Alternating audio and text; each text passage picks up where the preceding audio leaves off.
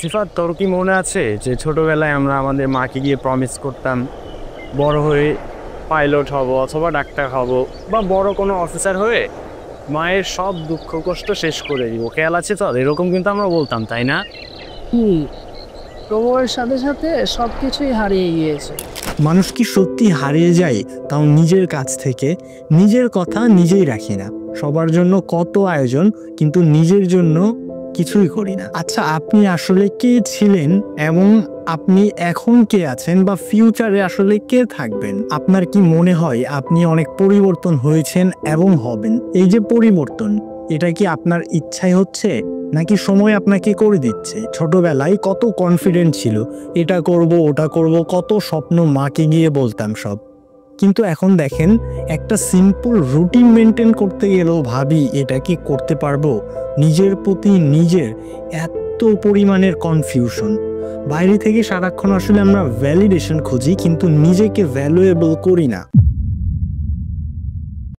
1978 হিগান নামের একজন ডক্টর একটা থিওরি আবিষ্কার করে, সেলফ ডিসক্রেপেন্সি। কি বলে এই থিওরি? মানুষের মধ্যে তিনটা সেলফ ইমেজ থাকে। নাম্বার 1 হচ্ছে অ্যাকচুয়াল সেলফ, আমি আসলে এখন কে।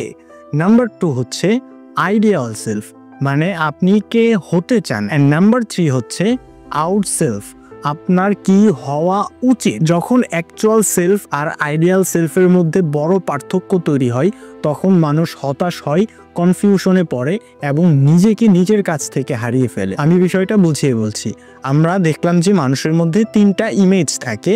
নাম্বার 1 হচ্ছে অ্যাকচুয়াল সেলফ, যেটা আমরা যখন হচ্ছে যে ধরেন যে ছোটবেলায় যে ছিলাম, আমরা ছিলাম একটা ছোট মানুষ, এটা হচ্ছে আমাদের অ্যাকচুয়াল সেলফ। এবং নাম্বার 2 হচ্ছে আইডিয়াল সেলফ, মানে আপনি ছোটবেলায় যে ভেবেছেন যে আপনি বড় হয়ে এটা হবেন অথবা ওটা হবেন, আপনার মাকে গিয়ে বলেছেন যে আমি একটা বড় অফিসার হব এবং হচ্ছে যে তোমার খুবই সেবা করবো, আপনি এই ধরনের কথাবার্তা যে বলেছেন, এটা হচ্ছে আপনার আইডিয়াল সেলফ।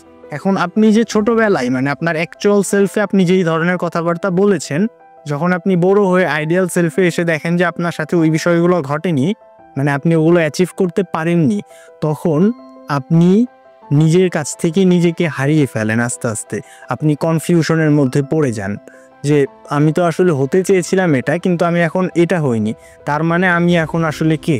এটা খুঁজতে গিয়ে আপনি দেখেন যে আপনি আসলে কেউ না। 1950s এই সময় একজন খুবই গুণী ফিজিস্ট ইরিকসন, উনি একটা থিওরি পাবলিশ করেন যেটার নাম হচ্ছে আইডেন্টিটি ক্রাইসিস, যেটা পুরো বিশ্বে ব্যাপকভাবে আলোচিত হয় এবং এখান থেকেই আইডেন্টিটি ক্রাইসিসের ব্যাপকভাবে আলোচনাও শুরু হয়। কি বলে এই আইডেন্টিটি ক্রাইসিস থিওরি? জীবনের একটা পর্যায়ে, বিশেষ করে বয়স যখন 18 থেকে 30, মানুষ তার পরিচয় নিয়ে কনফিউশনে পড়ে। যদি ঠিকভাবে নিজের মূল্যবোধ, লক্ষ্য, দায়িত্ব ঠিক না করা হয়, মানুষ নিজের মধ্যে একটা শূন্যতা অনুভব করে। এটাই হচ্ছে আইডেন্টিটি ক্রাইসিস, যখন তুমি নিজেই নিজেকে চিনতে পারো না। এই থিওরিটা তাহলে আমাদেরকে কি বোঝালো? যে আপনি যদি সঠিকভাবে নিজের মূল্যবোধ, লক্ষ্য এবং দায়িত্ব ঠিক না করেন, মানে ছোটবেলা থেকে আপনি একটা লক্ষ্য নিয়ে এসেছিলেন, ওইটা ঠিকভাবে আপনি যদি দায়িত্ব না নিয়ে নিজের মূল্যবোধটা ঠিক না করেন, এইরকম একটা সময়ে এসে 18 থেকে 30-এর মধ্যে মানুষজন সেই সময় এসে কনফিউশনে পড়ে যায় যে আমি আসলে কে, আমি হতে চেয়েছিলাম কি, আমি হয়েছি কি, বা ইন ফিউচারে আসলে কি হব। যখন কোনো কিছু একদম রোডম্যাপ না থাকে, তখন নিজেকে এইরকম একা একা লাগে। এখন এই আইডেন্টিটি ক্রাইসিসটা আসলে হয় কেন? নাম্বার 1, ছোট ছোট ভুলকে ইগনোর করি। প্রথম আমরা বলি আরে এটা তো ছোট একটা ভুল, পরে ঠিক করে নেব। কিন্তু সমস্যা হচ্ছে, একটা ছোট ভুল যখন বারবার হয়, তখন সেটা অভ্যাস হয়ে যায়। প্রতিদিনের ছোট ছোট ভুল, যেমন সময় নষ্ট করা, অপ্রয়োজনীয় স্ক্রল করা, এক্সকিউজ দেওয়া নিজেকে, এগুলো এক সময় বড় ব্যর্থতার রূপ নেয়। শেষে গিয়ে দেখি আমরা আসলে নিজেদের কথাই রাখতে পারছি না, কারণ ছোট ছোট ভুলগুলো আমাদের মানসিক শক্তি কেড়ে নিচ্ছে। এগুলো কিন্তু আসলে অনেক ছোট ছোট ভুল, কিন্তু এই ছোট ছোট ভুলগুলোই আস্তে আস্তে আমাদের অভ্যাস হয়ে যায় এবং আমাদের উপরে হিউজ একটা ইম্প্যাক্ট ফেলে। যেমন আমরা হচ্ছে যে নিজের কথা নিজেই নিজেকে একটা প্রমিস করে ওই প্রমিসটা রাখতে পারছি না, তখন আপনার ব্রেন আপনাকে চিনে ফেলে যে এ তো আসলে কথা দিয়ে কথা রাখে না, এর কথা আর কি বিশ্বাস করব। মানে আপনি যদি আপনার ব্রেনকে বলেন যে আমাকে 5000 পসিবিলিটি দাও, তাহলে সে আপনাকে 5,000টা পসিবিলিটি দেখাবে। কিন্তু আপনি যদি আপনার ব্রেনকে কমান্ড করেন যে আমাকে 5,000 এক্সকিউজ বা অজুহাত দাও, তাহলে আপনার ব্রেন আপনাকে আসলে 5,000 অজুহাতই দেখাবে। সেম প্রবলেম, কিন্তু আপনি যদি সলিউশন চান তাহলে আপনি আপনার ব্রেনের কাছে 5,000 সলিউশন পাবেন, এবং আপনি যদি এক্সকিউজ বা অজুহাত চান তাহলে আপনি আসলে 5,000 অজুহাতই পাবেন। এরকমভাবে হচ্ছে যে আমরা যখন আমাদের ব্রেনের কথা রাখি না, তখন আমাদের ব্রেন বুঝে যে এর কথা আসলে অত বেশি মূল্য দেওয়ার দরকার নেই, কারণ এই 2 দিন পরে হচ্ছে যে ডিমোটিভেট হয়ে যাবে, রুলসের বাইরে চলে যাবে। এইভাবে মানে আর কি আমরা নিজেদের কাছ থেকে আসলে নিজেরা সরে যাচ্ছি, বুঝতেই পারছি না।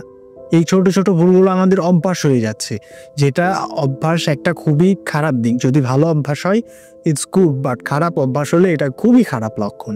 নাম্বার 2তে বলা হচ্ছে বাইরে থেকে সারাক্ষণ ভ্যালিডেশন চাই।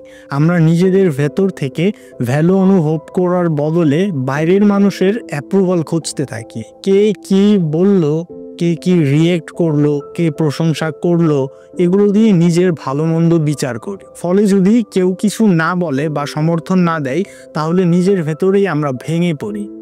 আসল সত্যি হচ্ছে যদি তুমি নিজেকে নিজে সম্মান না দাও, তাহলে বাইরের মানুষদের সম্মানেও কিচ্ছু পরিবর্তন হবে না। তার মানে আমরা হচ্ছে যে নিজেরা চাই যে মানুষজন আমাদেরকে খুবই সম্মান করুক, অনেক রেসপেক্ট করুক, মানে আমরা মানুষজনের কাছ থেকে এটা চাই।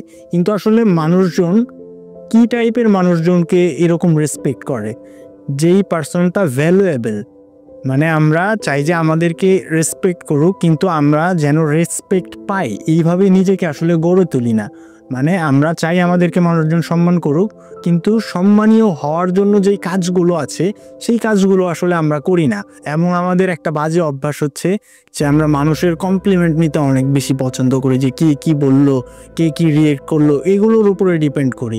মানে নিজেকে আসলে সর্বপ্রথম আপনার নিজেকেই নিজের সম্মান দিতে হবে, তারপর আপনি বাইরের মানুষের কাছ থেকে সম্মান আশা করতে পারেন। মানে জাস্ট কেউ একজন বলে দিল যে ভাই ক্যামেরার সামনে আপনাকে তো খুব বেশি একটা ভালো লাগছে না, এটা নিয়েই আমরা আসলে নিজেদেরকে জাজ করা শুরু করে দিই।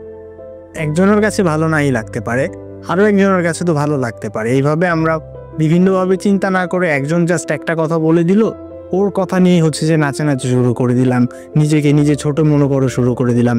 এরকম করা যাবে না। সব থেকে বেশি প্রায়োরিটি হচ্ছে আপনার নিজেকেই আপনার নিজের সম্মান দিতে হবে। আপনি নিজেই নিজের যখন অনেক রেসপেক্ট করবেন, তখন আপনি দেখবেন যে আপনার মধ্যে একটা প্রশান্তি কাজ করছে। নাম্বার 3, নিজের সঙ্গে সময় কাটানো কমিয়ে দিই।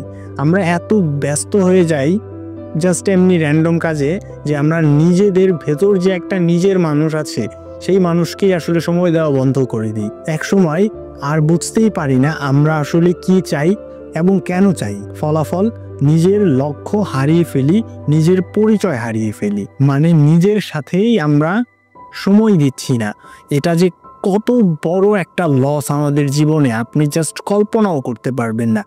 পৃথিবীর হিউজ বড় বড় ইম্প্যাক্টফুল পারসন যারা ওয়ার্ল্ডে বিগ বিগ ইম্প্যাক্ট করে যাচ্ছে, অনেক বড় কিছু করে যাচ্ছে, তাদের সবার রুটিনের মধ্যে একটা জিনিস যেটা 100% কমন থাকে, সেটা হচ্ছে নিজেকে সময় দেওয়ার জন্য তারা স্পেসিফিক একটা টাইম থাকে, যে ওই সময়ের মধ্যে জাস্ট কোনো কিছু না, একটা ফোনের টাচও না, কিছু না, একটা জাস্ট কিছু না, আপনি এবং আপনার সাথে আপনি নিজেই, আপনার মধ্যে যে একটা আপনিই আছেন, মানে নিজের মধ্যে যে একটা নিজে আছে, এটার সাথে সময় দেওয়া, নিজের সাথে কথা বলা, নিজের ভুলগুলো খুঁজে বের করা।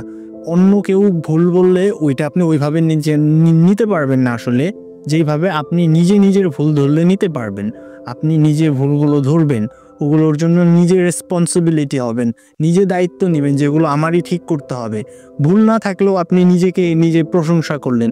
মানে যেভাবেই হোক, যা কিছু হোক, নিজেকে সময় দেওয়া ইটস সো ইম্পর্টেন্ট। নিজের সাথে যদি সময় নিজে না দিতে পারেন, নিজের সাথে নিজে কথা না বলতে পারেন, তাহলে আপনি আসলে একটা সময় টোটালি গন হয়ে যাবেন। আপনি বুঝতেই পারবেন না যে আপনি আসলে নিজের থেকে কত দূরে চলে গিয়েছেন। নাম্বার 4 হচ্ছে ডিসিপ্লিনের অভাব। নিজেকে নিয়মের মধ্যে না রাখলে মন যা খুশি তাই করতে চাই, আর আমাদের মনের কাজই শুধু উল্টাপাল্টা কাজ করা। তাৎক্ষণিক আনন্দের পেছনে ছুটতে ছুটতে বড় লক্ষ্যগুলোকে ভুলে যাই। যেমন আজ মুভি দেখতে ইচ্ছা হলো, তাই কাজ বাদ দিয়ে মুভি দেখি। কাল ঘুম থেকে উঠতে মন চাই না, তাই উঠি না। জাস্ট মন চাই দেখে আমরা কত খারাপ কাজ করছি আপনি দেখেন, যেগুলো আমাদের করা উচিত না।